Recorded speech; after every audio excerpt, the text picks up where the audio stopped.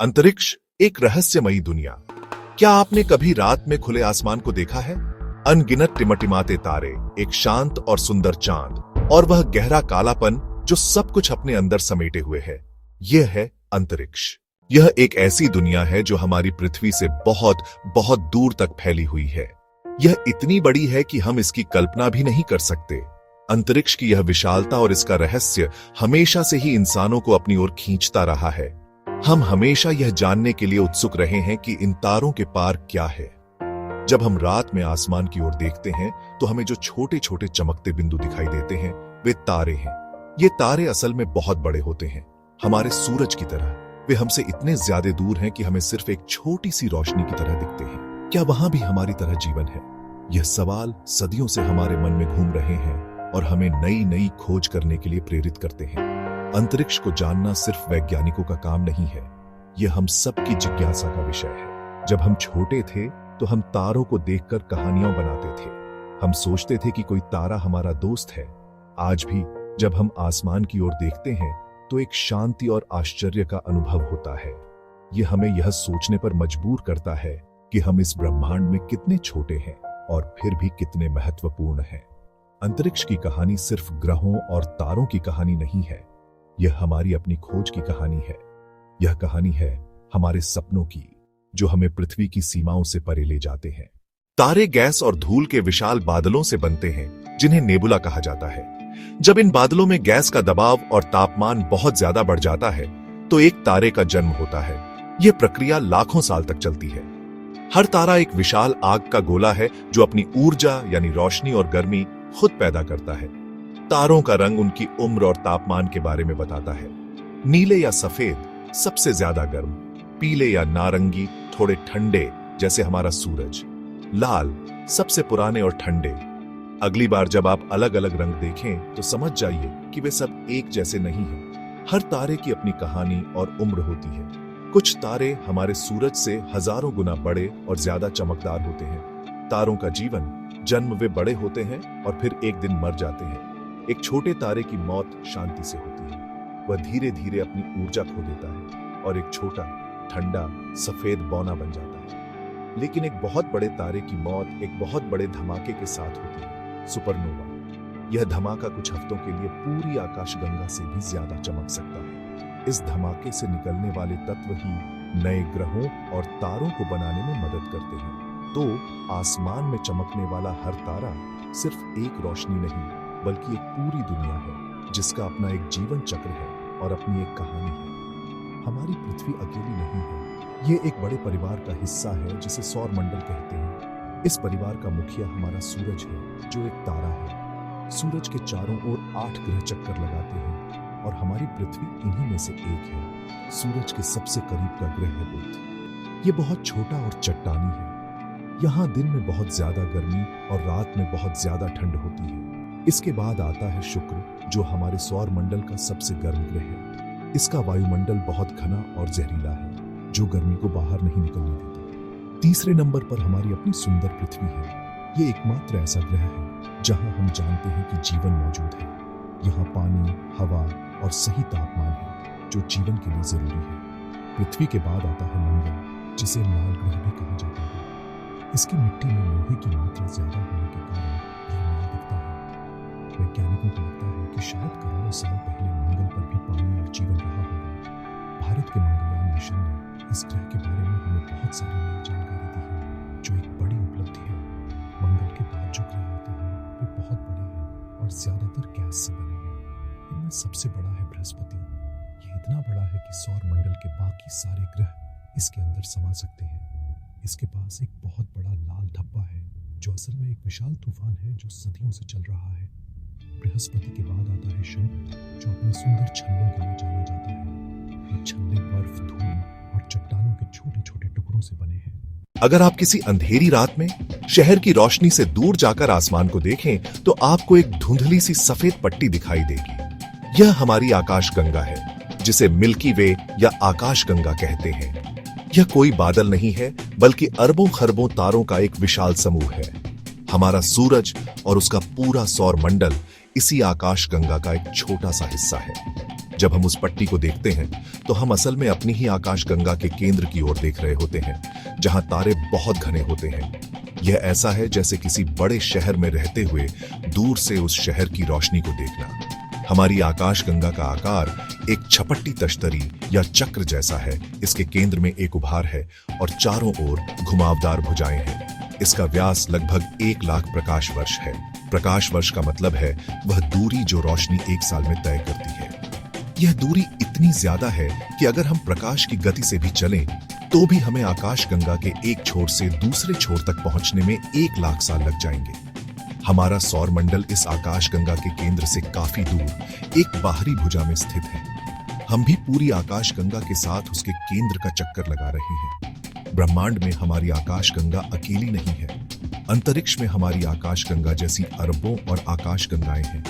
कुछ हमारी तरह सर्पिल होती हैं, कुछ अंडाकार होती हैं, कुछ का कोई निश्चित आकार नहीं होता। ये सभी आकाशगंगाएं गुरुत्वाकर्षण के कारण एक दूसरे से बंधी हुई हैं और बड़े-बड़े समूहों में रहती हैं, जिन्हें गैलेक्सी क्लस्टर कहा जाता है।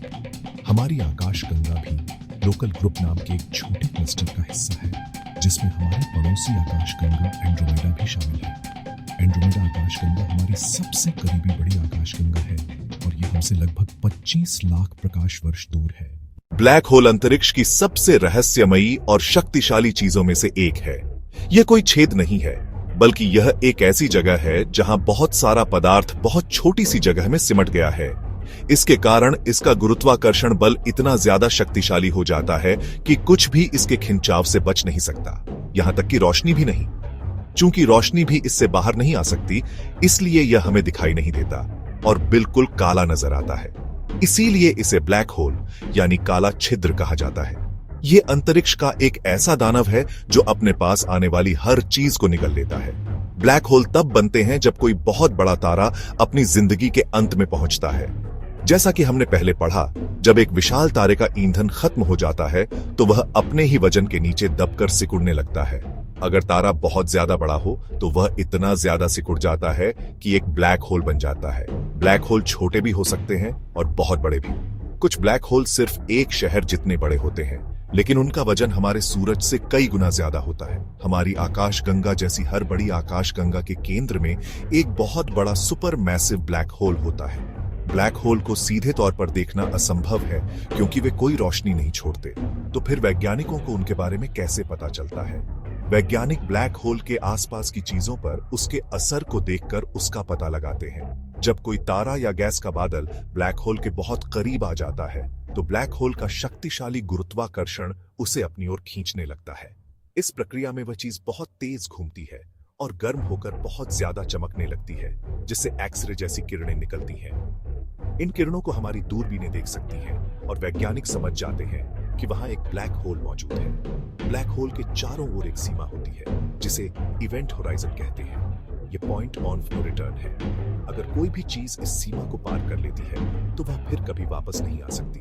उसे ब्लैक होल के अंदर जाना ही होगा। यह विज्ञान के सबसे बड़े अनसुलझे रहस्यों में से एक है, जो ब्लैक होल को और भी ज्यादा दिलचस्प और डरावना बना देता है। हम सभी समय को एक जैसा महसूस करते हैं। हमारे लिए 1 घंटा मतलब 1 घंटा होता है, चाहे हम भारत में हों या अमेरिका में। लेकिन अंतरिक्ष में समय का खेल बिल्कुल अलग है। महान वैज्ञानिक अल्बर्ट आइंस्टीन ने बताया था कि समय हर जगह एक ही गति से नहीं चलता। यह इस बात पर निर्भर करता है कि आप कितनी तेजी से चल रहे हैं और आपके आसपास गुरुत्वाकर्षण कितना शक्तिशाली है। इस सिद्धांत को समय का फैलाव यानी टाइम डायलेशन कहते हैं। इसका मतलब है कि जहां गुरुत्वाकर्षण ज्यादा होता है या जहां गति बहुत तेज होती है, वहां समय धीमा हो जाता है। इसे समझने के लिए चलिए अंतरिक्ष यात्रियों का उदाहरण लेते हैं। अंतरिक्ष यात्री अंतरराष्ट्रीय अंतरिक्ष स्टेशन में पृथ्वी का चक्कर बहुत तेज गति से लगाते हैं, लगभग 28,000 किलोमीटर प्रति घंटे की रफ्तार से। इस तेज गति के कारण उनके लिए समय पृथ्वी पर मौजूद लोगों की तुलना में थोड़ा धीमा चलता है। यह अंतर बहुत ही मामूली होता है, लगभग कुछ सेकंड का 1000वां हिस्सा। लेकिन अगर कोई अंतरिक्ष यात्री प्रकाश की गति के करीब यात्रा करे तो यह अंतर बहुत ज्यादा बढ़ जाएगा। तो अगली बार जब आप गूगल मैप्स का इस्तेमाल करें तो आइंस्टीन को जरूर याद रखें। अंतरिक्ष में रहना और काम करना कैसा होता है? यह किसी सपने के सच होने जैसा लगता है, लेकिन यह बहुत चुनौतीपूर्ण भी है। अंतरिक्ष यात्री ISS जैसी जगहों पर महीनों तक रहते हैं। वहां सबसे बड़ी चुनौती है शून्य गुरुत्वाकर्षण। वहां हर चीज तैरती रहती है, इंसान भी। सोने के लिए वे खुद को स्लीपिंग बैग में बांधते हैं। खाना विशेष रूप से पैक किया जाता है। पानी की बूंदें हवा में तैरती हैं। दांत ब्रश करने के लिए खाने योग्य टूथपेस्ट और उसे निगलते हैं। नहाने के लिए गीला तौलिया इस्तेमाल होता है। वे रोज व्यायाम करते हैं। गुरुत्वहीनता से हड्डियां और मांसपेशियां कमजोर होती हैं। वे लगभग 2 घंटे रोज विशेष मशीन पर व्यायाम करते हैं। उनका मुख्य काम वैज्ञानिक प्रयोग है। वे पौधों पर अध्ययन करते हैं। वे जानवरों पर अध्ययन करते हैं। वे विभिन्न पदार्थों पर अध्ययन करते हैं। यह लंबी यात्रा, जैसे मंगल, की तैयारी में मदद करता है।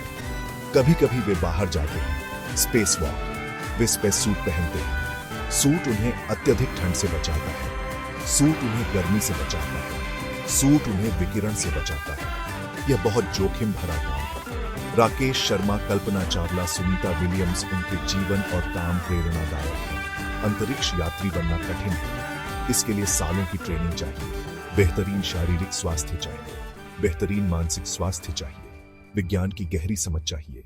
वे सिर्फ खोजकर्ता नहीं, मानवता के दूत हैं। उनका जीवन सिखाता है कड़ी मेहनत और दृढ़ संकल्प से चुनौतियां जीती जा सकती हैं।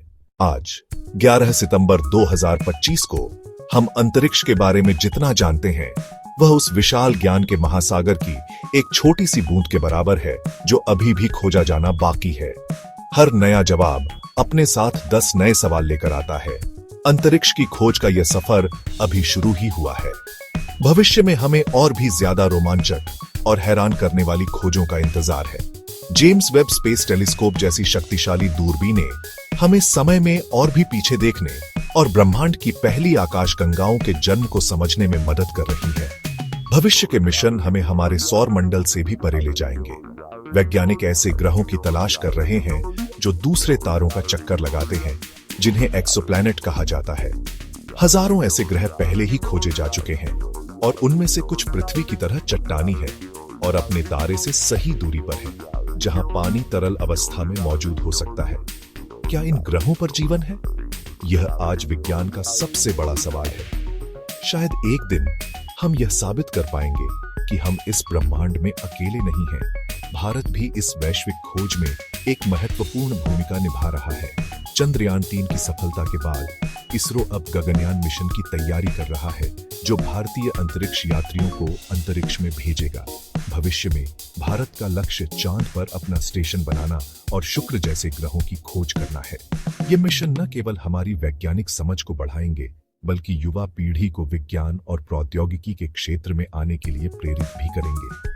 हर भारतीय को इस पर गर्व होना चाहिए कि हमारा देश सितारों तक पहुंचने के सपने को साकार कर रहा है। रहस्य अनंत है और खोज का सफर हमेशा जारी रहेगा।